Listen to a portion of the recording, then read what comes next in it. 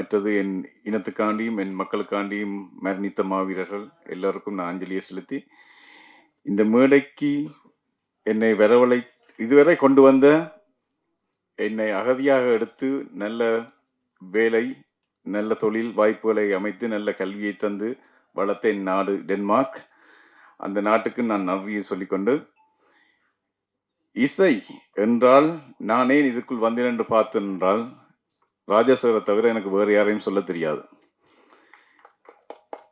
ராஜா sir 50 வருஷம் இசைத்துறைக்கு, ஆனால் நான் அவருடைய தீவிர விசிறியாக 40 வருஷம் இருக்கின்றேன் என்றை நான் பெருமையாக சொல்லிக் கொள்கின்றேன். நாங்கள் பார்த்தோமானால் அந்த காலத்திலே எம்எஸ்வி சாராக இருக்கட்டும், ராஜா சாராக இருக்கட்டும், எப்பயுமே வந்த பாடல்கள் எல்லாம் ஒரு குடும்பத்தை ஒன்றாக வைத்திருக்கக்கூடிய ஒரு சூழலை வைத்திருந்தது. வந்த படங்கள் அந்த காலத்தில் வந்த பாடல்கள் எல்லாமே ஒரு இணைப்பை ஒரு பிணைப்பை ஒரு குடும்பத்துக்குள் வைத்திருந்தது. ஆனால் இந்த காலத்தில் வெறும் பாடல்களின் வரிகளை புரியாமல் இருக்கின்றது என்பது ஒரு கவலைக்குரிய விடயம். அதனால் தான் நான் யோசிச்சேன் ஏதாவது ஒரு வழியில இந்த இனத்துக்கு ஏதாவது ஒன்று செய்ய வேணும் என்று.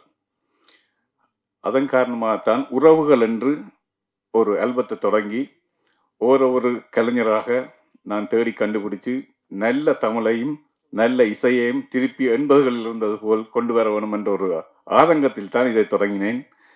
இது நான் இந்த பணத்துக்காண்டி நான் இதை செய்யவில்லை, இந்த பண வரவையும் எதிர்பார்த்து நான் இதை செய்யவில்லை. மக்களுக்கு ஏதாவது ஒன்று கொடுக்க வேண்டும், அதை கேட்டு பிரிந்திருக்கும் குடும்பங்கள் இணைய வேண்டும், பிரிந்திருக்கும் நட்புகள் இணைய வேண்டும். அப்படிப்பட்ட ஒரு நோக்கத்தில் தான் நான் இந்த பாடல்களை செய்து வருகின்றேன். இதுக்கு உங்களுடைய பேராதரவு எனக்கு தேவை என்று கேட்டுக்கொள்கின்றேன். இதை எல்லாத்துக்கும் காரணம் கண்ணன் என்கிற எனது நண்பர்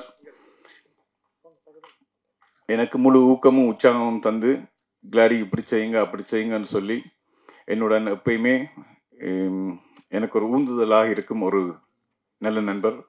அதே போல் டெரிக் என்ற ஒருவர், அவர் இங்கு வரவில்லை, அவரும் கூட என்னை ஊக்கப்படுத்தும் நல்ல நண்பர்கள். அதே போல் என் நாட்டிலும் சில நண்பர்கள் இருக்கின்றார்கள், எரிச்சல் பொறாமைப்படாமல் ஒருத்தர் நல்லா வரணும் என்று யோசிக்கக்கூடியவர்கள்.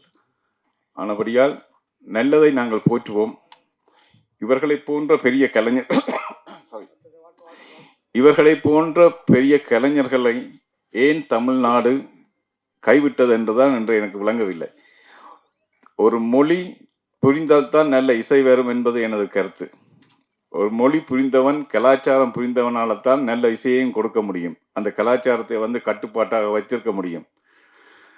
ஆனால் இவர்களுக்கு இனி வெறும் தயாரிப்பாளர்கள் இவர்களை அணுகி இவர்களுக்கு வயதுதான் ஆகிவிட்டதை ஒழிய மனசு இன்றும் இளமையாகத்தான் இருக்கின்றது.